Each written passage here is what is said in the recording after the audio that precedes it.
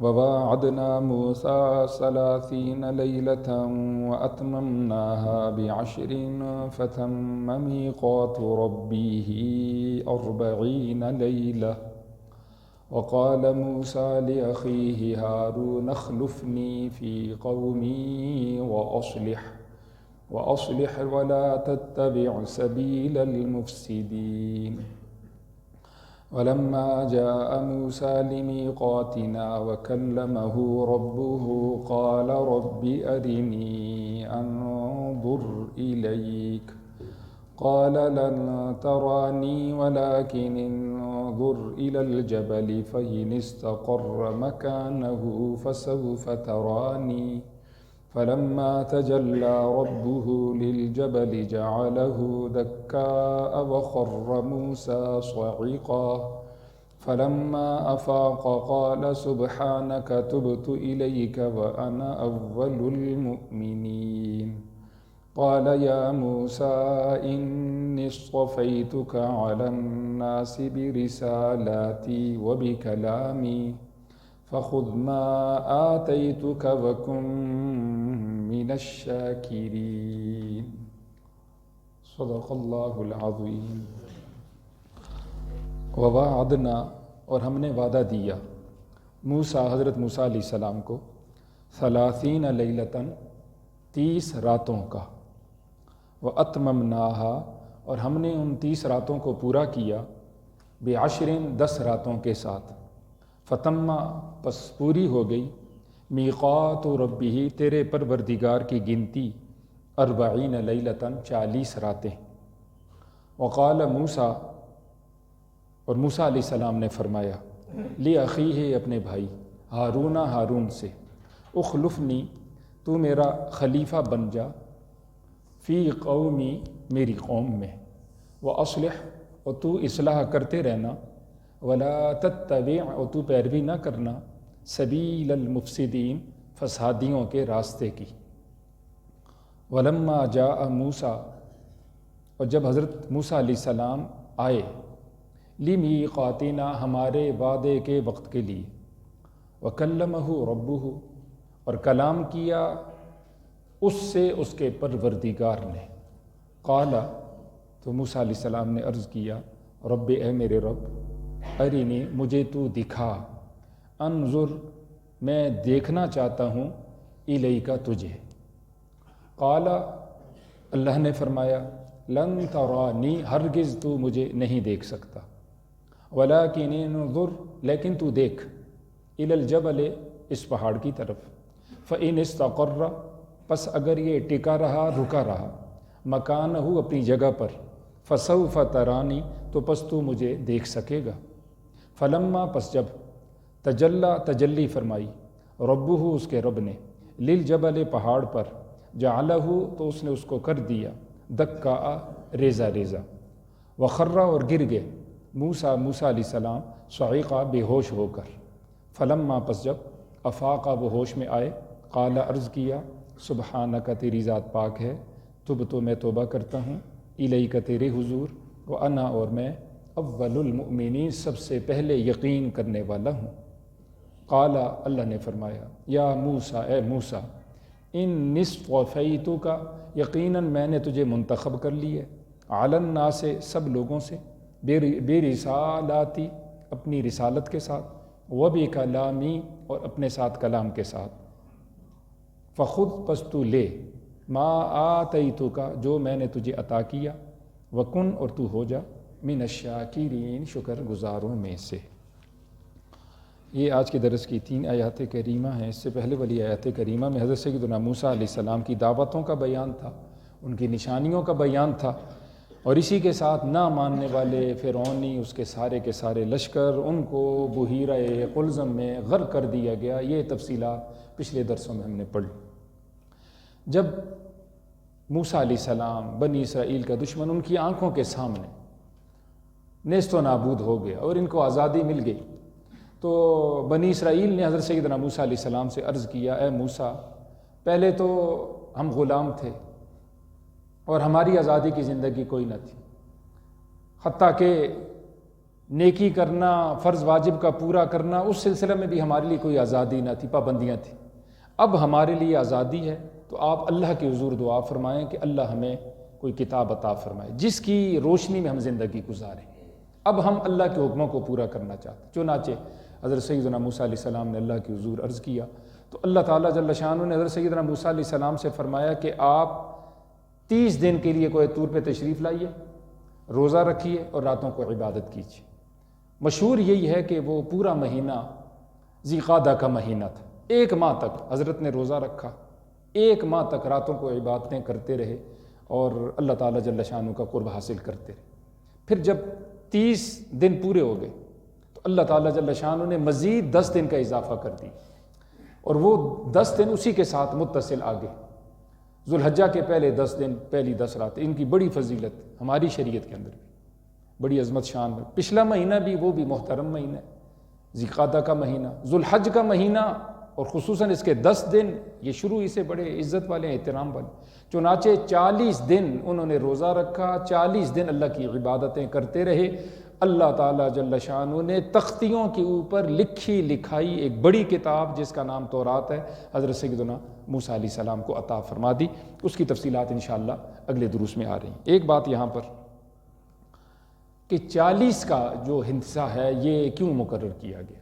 علماء فرماتے ہیں 40 کا جو ہندسہ ہے اس کو خصوصی دخل ہے انسان کی پیدائش کے اندر بھی اور انسان کی تربیت کے اندر۔ اچھے برے ماحول میں اگر 40 دن تک وہ رہے تو اس کی زندگی پہ ایک زبردست اس چیز کا اثر پڑتا۔ چنانچہ ماں کے پیٹ کے اندر 40 دن نطفے سے پھر اگلی جو تبدیلی آئی جس کو علقہ کا کہا جاتا ہے وہ 40 کے بعد، پھر مضغہ، پھر 40 دن کے بعد، یہ 40 یہ 3 چلوں کے بعد ایک سلسلہ جو ہے جب 4 مہینے پورے ہو جاتے ہیں تو اس میں روح ڈال دیا جاتا ہے اور انسان مکمل طور پر اس کے سارے نقش و نگار اور اس کے سارے اعضاء اندر باہر سے مکمل بن جاتے ہیں۔ پھر جب دنیا میں یہ آیا تو حضور اکرم صلی اللہ علیہ وسلم کی چند احادیث سے یہ پتہ چلتا ہے کہ 40 کا جو ہندسہ ہے اس کو انسانی زندگی میں خصوصی ایک عمل دخل حاصل ہے۔ حتیٰ کہ ایک روایت میں ہے حضور نے فرمایا رأس الحکمت مخافت اللہ، حکمت کی جو بنیاد ہے، جڑ ہے، وہ اللہ کا ڈر ہے۔ اور پھر فرمایا من اخلص للہ عز وجل 40 یوما جرت ینابیع الحکمت من قلبی علی لسانی، جو 40 دن تک خالصتاً اللہ کے لیے عمل کرتا رہے، کوئی ریاکاری نہ ہو، کوئی نام و نمود نہ ہو، شہرت نہ ہو، دکھلاوا نہ ہو، صرف اپنے پروردگار کی رضا کے لیے، تو فرمایا اس کے دل میں ایسی طاقت پیدا ہوگی، ایسی روحانیت، نورانیت پیدا ہوگی کہ اس کے چشمے اللہ اس کی زبان اس کے جسم سے جاری فرمائے گا۔ 40 کا ہندسہ جو ہے اس میں اللہ تعالیٰ جل شانہ نے ایسی قوت اور طاقت رکھی۔ اور ترمذی شریف کی روایت انس بن مالک رضی اللہ تعالیٰ راوی ہیں کہ حضور اکرم صلی اللہ علیہ وآلہ وسلم نے فرمایا من صلی للہ عز وجل 40 یوما فی جماعت، 40 دن نماز پڑھے خالصتاً اللہ کے لیے، کوئی ریاکاری نہ ہو، نام و نمود نہ ہو، شہرت نہ ہو، کوئی دکھلاوا نہ ہو، اور وہ جو نماز اس نے پڑھی ہے پڑھے جماعت کے ساتھ، 5 وقت کی پڑھے، ایک نماز بھی اس کی ضائع نہ ہو، مس نہ ہو، اور پڑھے یوں کہ یدرک التکبیرۃ الاولی، پہلی تکبیر اللہ اکبر جس وقت امام کہتا ہے تو یہ موجود تھا مسجد میں۔ اس فرض کی ادائیگی کے لیے ایک ٹیم کے ساتھ، ایک جماعت کے ساتھ، یہ جامع مسجد میں یا 5 وقت کی جہاں نماز ادا ہوتی ہے وہاں موجود تھا۔ حضور اکرم صلی اللہ علیہ وآلہ وسلم نے فرمایا کتب لہ براءتان، براءۃ من النار و براءۃ من النفاق، و کما قال علیہ الصلوۃ والسلام۔ اس کے لیے 2 آزادیاں لکھ دی جاتی ہیں۔ ایک آزادی لکھی جاتی ہے کہ یہ منافقت کی موت نہیں مرے گا، اللہ اس کو ایمان کی موت نصیب فرمائے گا۔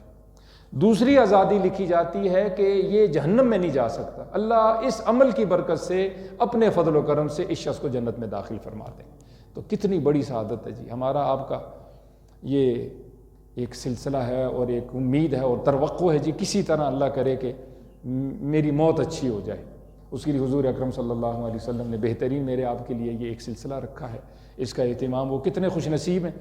کہ برسوں ان کی تکبیر اولی فوت نہیں ہوتی، ایک دفعہ پھر 40 پھر 40 پھر حتیٰ کہ ساری زندگی گزر گئی۔ بڑے وہ مبارک لوگ ہیں، یقیناً اس انداز سے آنے والے اللہ ان کے عملوں کی بڑی قدر فرمائیں گے جس کو حضور اکرم صلی اللہ علیہ وآلہ وسلم نے ان احادیث میں بیان فرمایا۔ حضرت سیدنا عمر فاروق رضی اللہ تعالیٰ عنہ کے زمانے میں ایک شادی شدہ عورت اس کے پیچھے ایک آدمی نے پیغام بھیجا کہ مجھے آپ سے کچھ مناسبت اور تعلق ہو چکا، میں یہ چاہتا ہوں یہاں سے اگر آپ فارغ ہو جاؤ طلاق لے لو، میں تجھ سے شادی کرنا چاہتا ہوں۔ مشہور ہے کہ اس عورت نے کہا اچھا ٹھیک ہے، لیکن میری شرط یہ 40 دن تم حضرت سیدنا عمر فاروق رضی اللہ تعالیٰ عنہ کی امامت میں تکبیر اولیٰ کے ساتھ ان کے پیچھے نماز پڑھو۔ اس نے کہا یہ بھی کوئی عمل ہے، یہ تو بہت آسان ہے، اس میں تو کچھ بھی کر سکتا ہوں آپ کے لیے۔ اس نے نماز شروع کر دی، 22 دن گزرے تو خود اس نے خط لکھا کہ اب مجھے تو تجھے کوئی حاجت نہیں، اب میرے دل میں اللہ کی محبت، آخرت کی محبت اتنی پیدا ہو چکی کہ مجھے تیری کوئی حاجت نہیں۔ اس میں کوئی شک نہیں کہ ایسا کرنا خلاف شرع، اس سے بات کرنا، پیغام نکاح بھیجنا اور یہ برانگیختہ کرنا کہ یہاں سے چھڑواؤں اور اپنے نکاح میں لاؤں۔ لیس منا من خبب امرأۃ علی زوجہا او عبدا علی سیدہ، حضور نے فرمایا وہ آدمی ہم میں سے نہیں جو کسی عورت کو اس کے خاوند کے ساتھ خلاف بھڑکا دے۔ تمہیں خرچہ کتنا دیتا ہے؟ جی خرچہ مجھے اتنا ہے، تو یہ کوئی بات ہے جی، بہت کم خرچہ ہے۔ نیچے والوں کو ان کو سرپرستوں کے خلاف بھڑکا دے، یہ بھی ظلم ہے، زیادتی ہے، ان کے بغاوت۔ کئی لوگ ایسے ہیں، بچوں سے پوچھتے ہیں والدین کے معاملات کیسے ہیں، کہتے ہیں نہیں بڑے ظلم کر رہے ہیں آپ کے والدین، آپ کی تنخواہ کتنی، اتنی بڑا ظلم کرتے ہیں جی، آپ بڑے ہوشیار آدمی ہیں اور قابل آدمی ہیں اور آپ کی یہ لوگ کچھ بھی قدر نہیں کر رہے جی۔ تو وہ اس طرح بھڑکانا، ظاہراً وہ بھڑکا نہیں رہا لیکن اس طرح کی بات کرتا ہے جس طرح دوسرے کے دل میں جو ایک ادب و احترام بڑے کا کسی کا ہونا چاہیے وہ بالکل ہیرو سے زیرو بنا کے چلے جاتے، کسی طور پر یہ معتبر نہیں۔ بہرحال عرض کر رہا ہوں 40 کا ہنسا آپ کوشش فرمائیے، صرف یہ نماز کی بات نہیں ہے۔ ایک آدمی جو ہے وہ نیت کر لیتا ہے جی میں 40 دن اللہ کی رضا کی خاطر صدقہ کروں، کم کرے زیادہ کرے جتنی اس کی توفیق، اپنے سوا کسی کو پتہ نہیں۔ ایک عمل اس نے شروع کی، اس کی برکتیں پھر دیکھی جی اللہ کے لیے، بیوی کو بھی نہیں پتہ چلا، بچوں کو بھی نہیں پتہ چلا، ماں باپ کی خدمت کروں گا جی انشاءاللہ العزیز میں 40 دن، اتنی معمولی سی اف تک والدین کو نہیں کہتا جی میں انشاءاللہ بیواؤں کے، حاجت مندوں، ضرورت مندوں کے کام آؤں گا جی 40 دن، میں اتنا کام آؤں گا کہ ایک رائی کے دانہ کے برابر بھی مجھ سے ان کو کوئی تکلیف نہ ہو، پڑوسیوں کے کام آؤں گا، میں فلاں نیک عمل کروں گا، فلاں نیک عمل، زبان ٹھیک استعمال کروں گا، قلم ٹھیک استعمال کروں گا، لقمہ حلال لوں گا نہیں، کھانا تو بڑے دور کی بات ہے، حرام لوں گا نہیں، کھانا تو بڑے دور کی۔ اس کی زندگی میں اپنی ہم تبدیلی دیکھیں، جو آدمی 40 کر سکتا ہے وہ 41 بھی کر سکتا ہے، جو آدمی یہاں تک آ سکتا ہے وہ 2 مہینے بھی چل سکتا ہے، وہ 3 مہینے بھی چلے گا۔ اس کا اہتمام فرمائیں گے جی، اس کا اہتمام ہو، صرف نمازوں کے اعتبار سے نہیں، دیگر اہتمام سے بھی جس طرح ہم نے پڑھ لی۔ جانے لگے حضرت سیدنا موسیٰ علیہ السلام تو انہوں نے اپنے بھائی ہارون سے کہا جو ان کے بڑے بھائی ہیں، رتبے میں چھوٹے ہیں، کہا تم میرے خلیفہ بن جاؤ میری قوم۔ حضور کی سنت ہے، کبھی حضرت سیدنا علی المرتضیٰ رضی اللہ تعالیٰ کو اپنا خلیفہ بنا گئے، کبھی حضرت عبداللہ ابن ام مکتوم کو خلیفہ بنا گئے، تو خلیفہ بنانا چاہیے، آپ ذمہ دار ہیں، پیچھے آپ خیال رکھیں گے دنیا کے کاموں میں بھی اور دین کے کاموں میں بھی، تاکہ نظام دنیا کا اور دین کا چلتا رہے۔ وَأَصْلِحْ، اور فرمایا دیکھو تم اصلاح کی کوشش کرنا، وَلَا تَتَّبِعْ، اور پیروی نہ کرنا، سبیل المفسدین، فسادیوں کے راستے کی۔ اب حضرت سیدنا موسیٰ علیہ السلام جب تشریف لے گئے، وَلَمَّا جَاءَ مُوسَىٰ لِمِيقَاتِنَا، جب حضرت سیدنا موسیٰ علیہ السلام تشریف لائے ہمارے وعدے کے وقت کے لیے، وَكَلَّمَهُ رَبُّهُ، اور ان سے کلام کیا ان کے پروردگار نے، تو قال رب ارنی انظر الیک، انہوں نے اللہ کے حضور مطالبہ کیا، عرض کی، دعا کی، یا اللہ میں آپ کو دیکھنا چاہتا ہوں۔ حضور اکرم صلی اللہ علیہ وآلہ وسلم نے منع فرمایا، لا یخلون رجل بامرأۃ، کوئی مرد کسی عورت کے ساتھ یا کوئی عورت کسی مرد کے ساتھ تنہا نہ ہو، ولا تسافرن الا ومعها ذو محرم، اور کوئی عورت ہرگز سفر نہ کرے مگر اس کے ساتھ اس کا محرم موجود، اس لیے کہ اگر یہ تنہا ہوں گے خط و کتابت کے ذریعے سے، میسج کے ذریعے سے، اس زمانے میں کال وغیرہ کے ذریعے سے یا کسی اور ذریعے سے، جب دیدار نہیں ہوا تو پھر ہمارا شوق بڑھے گا کہ ہم ملاقات کریں، کہ جی میں ایک طرح آپ کو دیکھنا چاہتا ہوں۔ جب دیکھنے کی خواہش پیدا ہوگی، دیکھنے کے بعد مزید دیکھنے کی خواہش پیدا ہوگی، مزید تنہائی کی، حتیٰ کہ بڑے بڑے گناہوں میں لوگ مبتلا ہو جاتے ہیں، اور عوام کی بات نہیں کر رہا، خواص کی بات کر رہا، بڑے بڑے خصوصی لوگ، اولیاء اللہ، بڑے بڑے نیک لوگ، علماء، صلحاء، مشائخ، شیخ القرآن، شیخ الحدیث طرز کے لوگ بھی وہ بڑے بڑے گناہوں میں فتنے میں مبتلا ہو جاتے ہیں جب اس حدیث مبارکہ جو حضور اکرم صلی اللہ علیہ وآلہ وسلم نے بیان فرمائی ہے اس کے مطابق وہ عمل نہ کریں گے۔ دیکھیے حضرت سیدنا موسیٰ علیہ السلام نے کلام کیا، شوق پیدا ہو گیا کہ میں کیا کروں، اب اپنے پروردگار کا دیدار کروں۔ جب شوق پیدا ہوا تو اللہ نے فرمایا لن ترانی، اے موسیٰ ہرگز آپ مجھے نہیں دیکھ سکتے، ہاں ولکن انظر، پھر انہوں نے اصرار کیا تو اللہ نے فرمایا اب دیکھیے الی الجبل، اس پہاڑ کی طرف، فإن استقر، اگر یہ ٹکا رہا مکانہ اپنی جگہ پر، فسوف ترانی، آپ مجھے دیکھ سکیں گے۔ فلما تجلی ربہ للجبل، جب تجلی فرمائی نوری یا ناری اس کے پروردگار نے اس پہاڑ پر، اور حضور نے ایک روایت میں فرمایا یہ خنصر اس کو کہتے ہیں، چھوٹی انگلی، سب سے چھوٹی انگلی، اس کو انگوٹھے پہ رکھا اور یوں فرمایا کہ اتنا سا اللہ تعالیٰ جل شانہ نے جو نور تھا، نوری تجلی یا ناری تجلی، اتنی سی وہ تجلی تھی، معمولی سی، وہ پہاڑ پہ آئی، جعلہ دکا، تو اللہ نے اس کو کر دیا ریزہ ریزہ، دکا وخر موسیٰ صعقا، اور موسیٰ علیہ السلام یہ سلسلہ دیکھ کے بے ہوش ہو کے گر گئے۔ فلما افاقا، جب ہوش آیا، قال، عرض کیا سبحانک، اللہ تیری ذات پاک ہے، تبت الیک، یہ مطالبہ میں نے کیا تھا، میں چاہ رہا تھا میں آپ کا دیدار کروں، میرا ایمان بڑھ جائے اور میرے لیے سعادت ہو، یہ میری غلطی تھی، میں یا اللہ لغزش تھی، میں تیری حضور توبہ کرتا ہوں، اور بن دیکھے یا اللہ وَأَنَا أَوَّلُ الْمُؤْمِنِينَ، میں سب سے پہلے یقین کرنے والوں میں سے ہوں۔ اب یہ کہ کوئی انسان، دیکھیں کتنا بڑا ان کا مقام ہے، 5 اولو العزم انبیاء میں سے، وَكَلَّمَ اللَّهُ مُوسَىٰ تَكْلِيمًا، اللہ نے ان سے کلام فرمایا۔ کتنے بڑے پیغمبر ہیں لیکن اللہ کا دیدار نہیں کر سکے، کیونکہ اس دنیا میں انسانی قوت اور طاقت میں یہ ہے ہی نہیں، بس ہی میں نہیں، لا تدرکہ الابصار وہو یدرک الابصار وہو اللطیف الخبیر، یہ آنکھیں اس کا احاطہ نہیں کر سکتے، اس کو نہیں دیکھ سکتے، ہاں وہ آنکھوں کو دیکھ سکتا ہے، وہو اللطیف الخبیر، وہ لطیف ہے، خبیر ہے۔ تو دنیا میں کوئی انسان اپنے پروردگار کا دیدار نہیں کر سکتا، لیکن سورۃ القیامہ میں بالکل واضح آیت کریمہ حضور نے اللہ تعالیٰ جل شانہ نے فرمایا وجوہ یومئذ ناظرہ الی ربہا ناظرہ، کئی چہرے تر و تازہ ہوں گے اور وہ اپنے پروردگار کا دیدار کریں گے۔ تو جو لوگ یہ کہتے ہیں جی کہ دیکھو حضرت سیدنا موسیٰ علیہ السلام نہیں دیکھ سکے، انسان کی جسم میں یہ قوتیں نہیں، طاقتیں نہیں، یہاں نہیں دیکھ سکتا تو جنت میں بھی نہیں دیکھ سکتا، وہ غلطی پر ہے، وہ غلطی پر، کیونکہ قرآن پاک کی اس آیت کریمہ سورۃ القیامہ کی اس آیت کریمہ کا انکار کرنے والے ہیں کہ اللہ کہتے ہیں، دیکھیں یہ خوارج بھی ہیں، بعض معتزلہ ہیں، بعض روافض ہیں، یہ کہتے ہیں اللہ کا دیدار ممکن نہیں ہے، کہ اس کی کوئی جہت ہی نہیں، اس کی کوئی سمت ہی نہیں، تو دیدار نہیں ہو سکتا اللہ کا۔ تو یہ آیت کریمہ یہ چاہتی ہے کہ یقیناً دیدار ہوگا، اور بخاری شریف غالباً اس کی روایت ہے، حضور نے فرمایا انکم سترون ربک انکم لن تروا ربکم حتی تموت، ہرگز تم اپنے رب کو نہیں دیکھ سکتے یہاں تک کہ تم مر جاؤ، ہاں جب مر جاؤ گے تو پھر تم اپنے پروردگار کا خصوصی لوگ دیدار کریں گے، بعض روزانہ، بعض ہفتے میں ایک دفعہ، بعض مہینے میں ایک دفعہ، بعض سال کے وقفے سے۔ فرمایا کہ انکم یقیناً لترون ربکم، تم اپنے پروردگار کو دیکھو گے، کما ترون القمر فی لیلۃ البدر لا تضامون فی رؤیتی، جس طرح 14ویں رات میں تم 14ویں کے چاند کو دیکھتے، اس میں تمہیں کوئی دقت نہیں ہوتی، کوئی پریشانی، سب دیکھ سکتے ہیں آرام سے، سکون سے، کروڑوں دیکھیں، اربوں خربوں دیکھیں، سب دیکھ سکتے ہیں، ان کے لیے کوئی مشکل نہیں ہوتی، کوئی مسئلہ نہیں ہوتا۔ بہرحال یہ اللہ کی مہربانی ہے، وہ اپنی شایان شان اپنا دیدار کروائیں گے اہل جنت کو۔ قال یا موسیٰ،